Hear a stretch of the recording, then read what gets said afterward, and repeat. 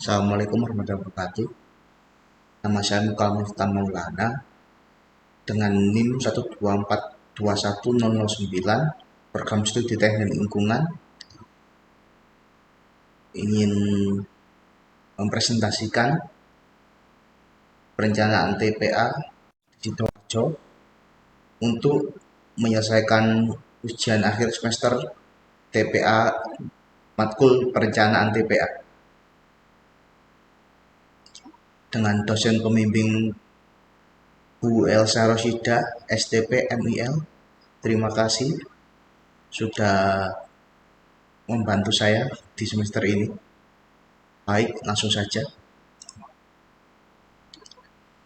Latar belakang keadaan TPA Jabon saat ini menggunakan metode open damping, masalah lingkungan, kesehatan, dan sosial, dan kapasitas yang hampir penuh. Berikut gambar yang pertama ialah metode open damping. Ada landfill waste retaining dam, access road, terus di sini ada gas ventilasi,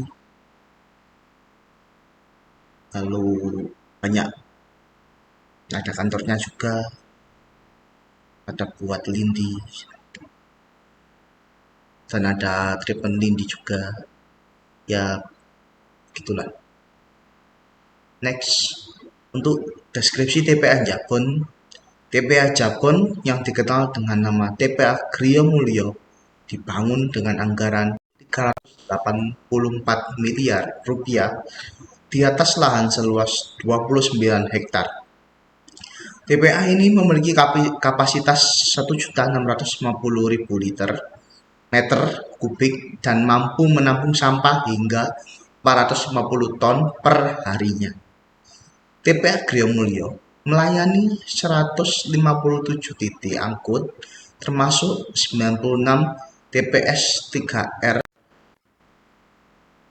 dan 61 TPS, lalu 8 unit pasar daerah, serta 40 unit penyedia jasa pengelolaan sampah swasta.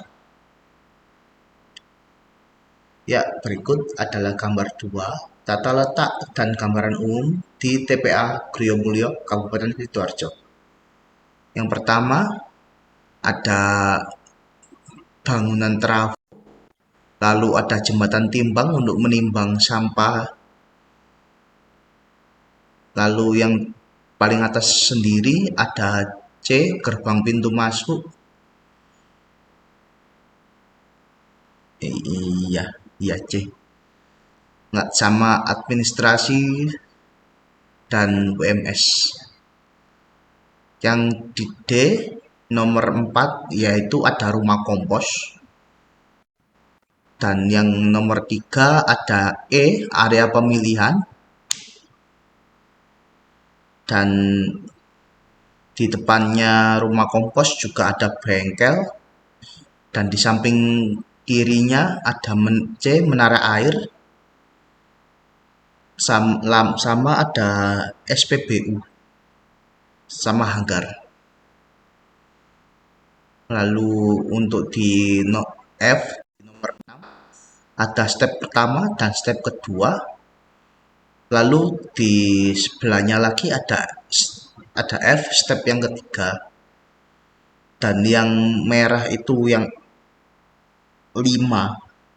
Ya, yang 5 itu adalah area penimbunan TPA-nya. Serta di bawahnya ada H sama I, itu drainase dan akses jalan buat jalan truknya. Ya, mungkin itu saja yang bisa saya jelaskan dari gambar berikut. Next.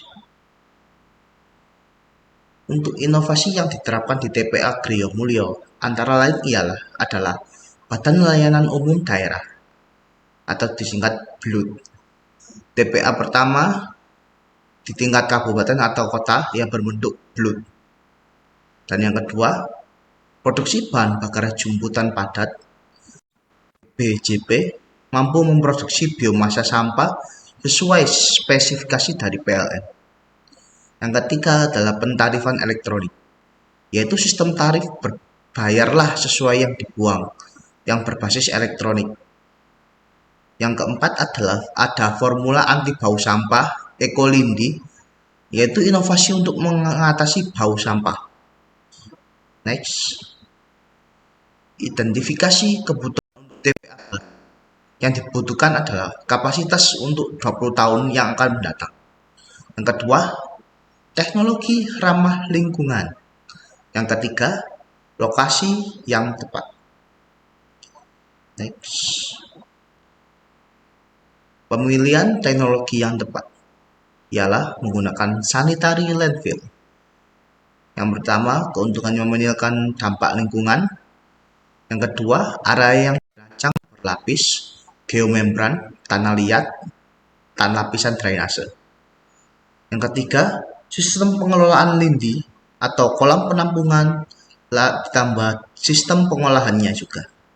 Dan yang keempat, sistem pengelolaan gas metana, gas recovery atau untuk energi atau pembakaran terkendali.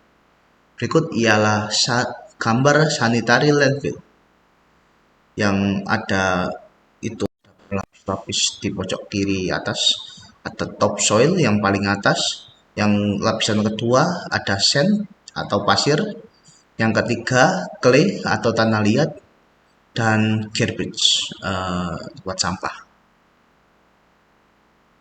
Dan di sebelahnya ada penyimpanan gas metana sama kompresor, bangunan kompresor, dan juga ada generator elektrik, tempatnya generator elektrik. Lalu ada leachate treatment system,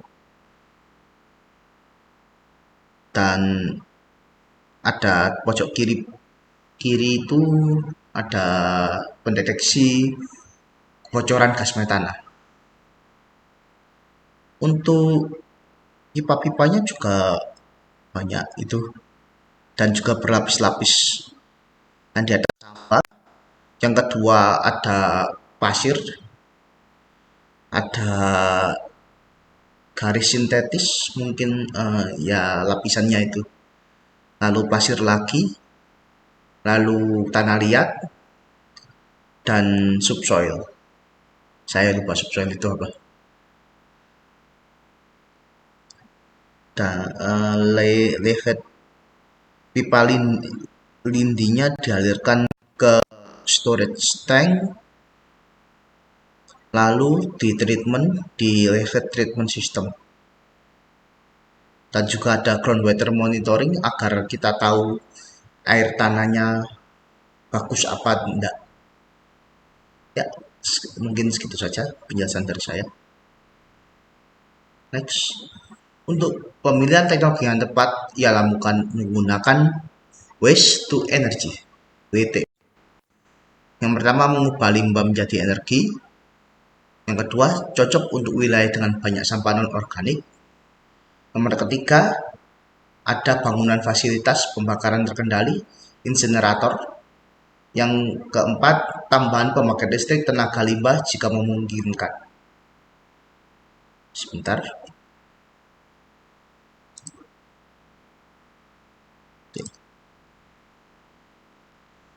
Lalu berikut ini adalah waste to energy. Berikut gambarannya. Sampah bisa di recycle atau langsung dibuang di materialnya, diproses lalu dipotong-potong itu kayaknya ya, dipotong-potong lalu dibakar, combustion. Untuk yang besi atau logam disendirikan, yang lain yang dibakar itu lalu prosesnya ini ada uap ke atas. Uapnya itu bisa dijadikan pemutar turbin, jadi generator uap. Nah, sama itu diubah jadi dingin buat mendinginkan mesinnya, lalu dikeringkan,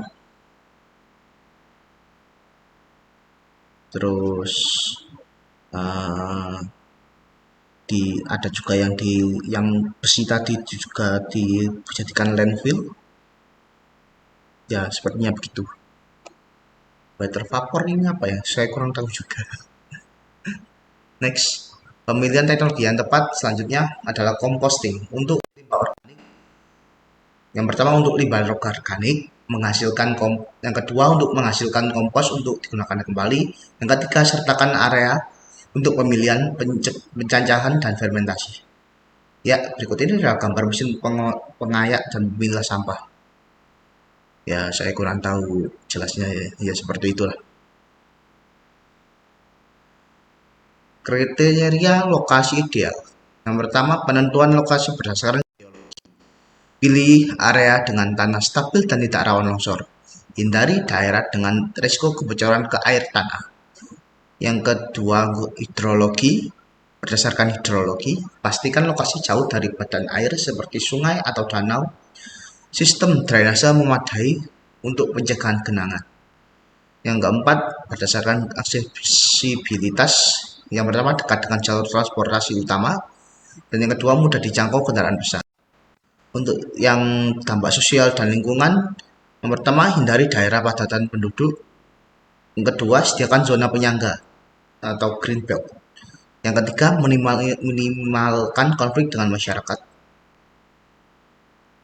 Ya, berikut mungkin presentasi dari saya. Apabila ada kekurangan, mohon dimaafkan. Wassalamualaikum warahmatullahi wabarakatuh.